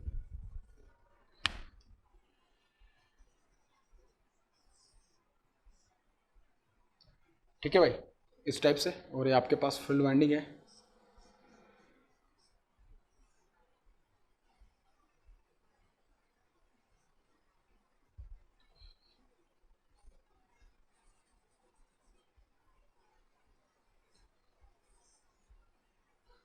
ये आ गया आपके पास आर्मेचर। आपने आर्मेचर में कुछ चेंज किया है क्या, बिल्कुल नहीं। उसका डायरेक्शन ऑफ रोटेशन बिल्कुल नहीं, तो उसमें जो ईएमएफ आ जाएगा किस टाइप से आ जाएगा, ईजी, सेम इसके पहले जैसा था ऐसा है, और अभी भी आपके पास रोटेशन कैसा उसका सेम है, तो इसके करस्पॉन्डिंग जो इंड्यूस्ड ईएमएफ आएगा उसका पोलैरिटी यही रहेगा, आर्मेचर रेजिस्टेंस ये रहेगा, और आर्मेचर करंट जो रहेगा भाई इसी टाइप से रहेगा। आर्मेचर करंट कैसा रहेगा, उसी मतलब सेम डायरेक्शन में रहेगा जिस डायरेक्शन में यहाँ पे था, देख सकते हो कि आप सेम डायरेक्शन में, यहाँ पे भी और यहाँ पे भी आर्मेचर करंट कैसा आपके पास सेम डायरेक्शन में, ठीक है। ये जो फील्ड वाइंडिंग है आपके पास, फील्ड वाइंडिंग में थोड़ा अच्छे से निकालता हूँ, this is your field winding. Field winding के पोलैरिटीज देखिए मैंने अभी क्या कर दिए, अब यहाँ पे क्या था, F1 था और F2 था, ठीक है। अब मैं क्या कर दिया, इस वाइंडिंग को मैं क्या कर रहा हूँ, उसका कनेक्शन रिवर्स कर दे रहा हूँ। तो कनेक्शन रिवर्स करने के बाद यहाँ पे आएगा F1, और यहाँ पे क्या आ जाएगा आपके पास F2 आएगा, यहाँ पे क्या आ जाएगा आपके पास F2 आएगा। Direction of field current is same, direction of field current is what, same, बस वो जो अभी फील्ड वाइंडिंग में जो इंटर होने वाली जो डायरेक्शन है ना, F2 में इंटर हो रहा है पहले, उसके बाद क्या हो रहा है, F1 में हो रहा है। इसका मतलब क्या, इसका अपोजिट यहाँ पे आ रहा है, इसका क्या है ना, अपोजिट यहाँ पे आ रहा है, ठीक है। तो यहाँ पे जो फील्ड फ्लक्स आएगा अभी, this will be what minus, this will be what minus. अब आप देख सकते हो कि मतलब यहाँ पे नहीं, इसकी बात कर रहा हूँ मैं, ठीक है। यहाँ पे जो आ रहा था इसके क्या हो जाएगा अभी, ये कैसा था, this was towards left, this one is towards what right. इसका मतलब क्या, इसका राइट में जा रहा है, ऐसा तुम कह सकते हो अल्टीमेटली अगर देखा जाए तो, क्योंकि इसके अपोजिट टर्मिनल में क्या कर रहा है, एंटर कर रहा है as compare to this one. तो इसकी वजह से जो टोटल फ्लक्स आएगा ना, जो टोटल फ्लक्स जो आएगा आपके पास five T, this will be equals to what, five residual minus what, five F. क्या होगा, five residual minus five F, या मैं इसको कह सकता हूँ फाइव एडिशनल। मैं क्या कर सकता हूँ उसको, मैं कह सकता हूँ उसको फाइव एडिशनल। अगर फाइव एडिशनल आ रहा है तो इसकी वजह से जो टोटल फ्लक्स आएगा आपके पास five total, this five total will be zero and generated EMF E G will also equals to what, zero आएगा। तो ये क्या जाएगा आपके पास, this will also be equals to what, zero आने वाला। बात समझ में आ गई, ठीक है। तो देखिए अगर आपने डायरेक्शन ऑफ रोटेशन चेंज किया तो उसकी वजह से भी जो टोटल ईएमएफ आएगा that will be zero. Similarly in the second case if the field winding connections are reverse then the generated EMF will also be what, zero. अब जो लास्ट केस है उसमें अगर मैंने कंसीडर कर लिया क्या, if the direction of rotation as well as the field connections are changed then what will happen, we will discuss about this now, ठीक है। अगर सपोज मैं उसको डिस्कस कर रहा हूं तो देखिए उसके बारे में अपन देख लेते हैं कि भाई कि दोनों को अगर मैंने चेंज कर दिया तो क्या होने वाला है। अगर दोनों को चेंज कर दिया तो देखिए क्या होने वाला है। तो आप केस 3 लिखिएगा, if the direction of rotation and field connections are reversed. तो केस 3 लिखते हैं भाई, केस 3 लिखेगा, if the direction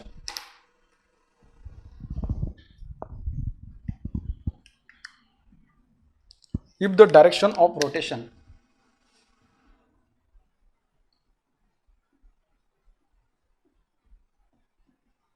if the direction of rotation and field connection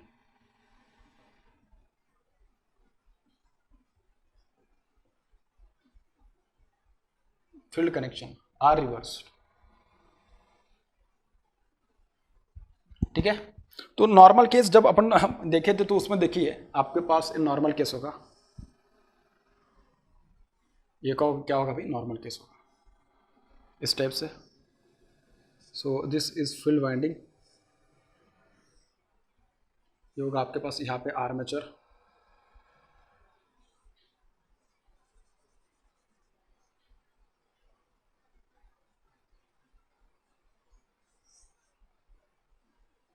ये क्या होगा, दिस विल बी आर्मेचर,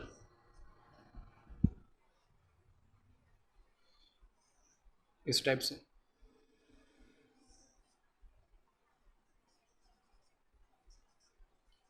ये आएगा आपके पास ईजी, क्या आएगा, ईजी आएगा।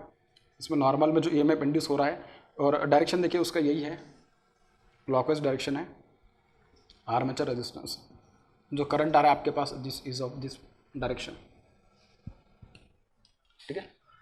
अब यहाँ पे जो टर्मिनल से this is F1, this is what F2, जो करंट आ रहा है आपके पास field current this is of this direction, मतलब क्या लेफ्ट डायरेक्शन में क्या आ रहा है उसका फील्ड करंट आ रहा है, मतलब क्या राइट टू लेफ्ट इसमें करंट जा रहा है, ठीक है। यहाँ से यहाँ जा रहा है, F1 से F2 जा रहा है, ये हुआ उसका नॉर्मल ऑपरेशन। तो इसके करस्पॉन्डिंग जो आपके पास जो टोटल फ्लक्स आ जाएगा five total, this will B five residual plus what, five additional.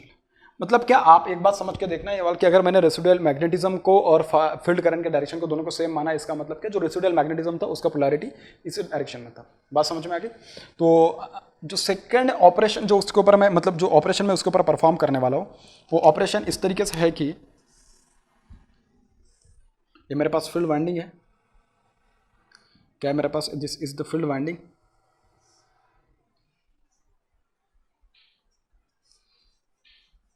इसके कनेक्शंस मुझे रिवर्स करने हैं अभी, इसके कनेक्शंस क्या करने हैं अपन को, रिवर्स करने हैं। और ये मेरे पास क्या है, आर्मेचर है, और यहाँ पे क्या करना है, डायरेक्शंस मुझे रिवर्स करना है। क्या करना है मुझे, डायरेक्शन रिवर्स करना है। This is easy. इसमें थोड़ा अच्छे से देखना भाई आप लोग, क्योंकि चांसेस है कि गलती ना हो जाए। देखिए अब क्या होता है, इसका डायरेक्शन मैंने रिवर्स कर दिया, तो ईजी का पोलैरिटी इस टाइप से हो जाएगा, ईजी का पोलैरिटी क्या हो जाएगा, इस टाइप से हो जाएगा, ठीक है। और जो F1 और F2 थे उसको मैंने क्या कर दिया, this is my F2 and this is what F1, ठीक है। तो यहाँ से जो भी कोई करंट आएगी आपके पास, this will be current armature current, this will what armature current. और यहाँ पे क्या होगा आपके पास, दिस इज फील्ड करंट अभी भी किस में एंटर कर रही है, F1 में एंटर कर रही है, इसमें किस में एंटर कर रही थी, F2 में, ठीक है। तो उसके करस्पॉन्डिंग जो फील्ड फ्लक्स आएगा अभी भी तो उसी डायरेक्शन में, क्योंकि देखना आपने क्या किया ना, उसमें फील्ड वाइंडिंग का करेक्शन भी रिवर्स कर दिया और फील्ड करंट का डायरेक्शन अभी भी वो क्या हो गया, रिवर्स हो गया। इसका मतलब क्या, देखिए इसमें जो इसके पहले जो फील्ड करंट आ रही थी कहां से आ रही थी, टॉप से बॉटम की ओर आ रही थी, और यहाँ पे क्या जा रही है अभी बॉटम से टॉप की ओर जा रही थी। इसमें पहले F1 में एंटर कर रही थी, अभी भी इसमें किस में एंटर कर रहे, F1 में एंटर कर रहे। देखिए भाई अभी क्या है ना, आपके पास जो रेसिडुअल फ्लक्स है उसका जो डायरेक्शन होगा अभी वो क्या हो चुका है, रिवर्स हो चुका है। सिमिलरली अगर मैं देखिए फील्ड करंट का डायरेक्शन देखूं तो वो भी कैसा है, रिवर्स हो चुका है। इसके पहले देखिए F1 से F2 के बीच में क्या कर रही थी, फील्ड करंट फ्लो हो रही थी। अभी क्या होगा आपके पास, F1 से F2 के बीच में होगा लेकिन डायरेक्शन कैसा होगा, रिवर्स हो चुका है। अभी यहाँ पे इसमें देखिए यहाँ टॉप टू बॉटम था, अभी क्या है बॉटम टू टॉप की ओर जा रहा है, मतलब क्या होगा, इसका डायरेक्शन रिवर्स होगा। सिमिलरली फील्ड वाइंडिंग का डायरेक्शन रेसिडुअल मैग्नेटिज्म था, उसका भी जो पोलैरिटी था अभी क्या हो चुका है, रिवर्स हो चुका है। इसका मतलब क्या, जो आपके पास फाई टोटल आएगा, phi total will be equals to minus phi residual minus phi additional. इस टाइप से था जो टोटल जो आपके पास जो फील्ड फ्लक्स आएगा that will be what, -1, that will be what, opposite polarity का आएगा एक्चुअली ऐसा देखा जाए तो, ठीक है। This is what phi T. और जो डायरेक्शन ऑफ रोटेशन है वो कैसा है भाई, वो भी क्या है, नेगेटिव हो चुका है। मतलब मैं कह सकता हूँ कि ओमेगा एन कैसा आपके पास, दिस इज ऑल्सो नेगेटिव, ठीक है। अगर आप थोड़ा उसको अच्छे से देखें तो देखिए आपके पास जो फॉर्मूला है Eg का, Eg is equals to k times of phi multiply by what, omega N. इस टाइप से आपके पास जो टोटल फ्लक्स है, फील्ड फ्लक्स मैं कह सकता हूँ उसको, और टोटल फ्लक्स बोलता हूँ उसको चाहे तो, ठीक है। फाई टोटल कैसा आपके पास नेगेटिव हो चुका है, ओमेगा एन भी कैसा हो चुका है, नेगेटिव हो चुका है। मतलब कि आपने उसका पोलैरिटी चेंज कर दिया। अगर पोलैरिटी चेंज कर दिया, this negative multiply by this constant k, it will give us what, positive Eg, it will give us what, positive Eg। तो यहाँ से एक बात पता चली, अगर आप दोनों को अगर रिवर्स कर दोगे field connection as well as direction of rotation, तो उसके कुछ उससे Eg के ऊपर कुछ भी फर्क नहीं पड़ने वाला है। आप देख सकते हैं कि अगर आपने दोनों में से किसी एक को भी सिर्फ अगर चेंज किया तो Eg क्या हो सकता है, प्रोड्यूस नहीं होगा। Similarly in this particular case आपने फील्ड कनेक्शन को अगर चेंज कर दिया तो Eg भी प्रोड्यूस नहीं होगा। लेकिन अगर दोनों को चेंज कर दिया तो Eg क्या होगा, प्रोड्यूस होगा with the same polarity as before this one. लेकिन जो टोटल फ्लक्स होगा उसका क्या होगा भाई, डायरेक्शन चेंज हो जाएगा, ठीक है। तो इस टाइप से this is the process of voltage buildup in case of the DC machine. And the next lecture we will discuss some of the concept regarding this one, ठीक है। Thank you so much.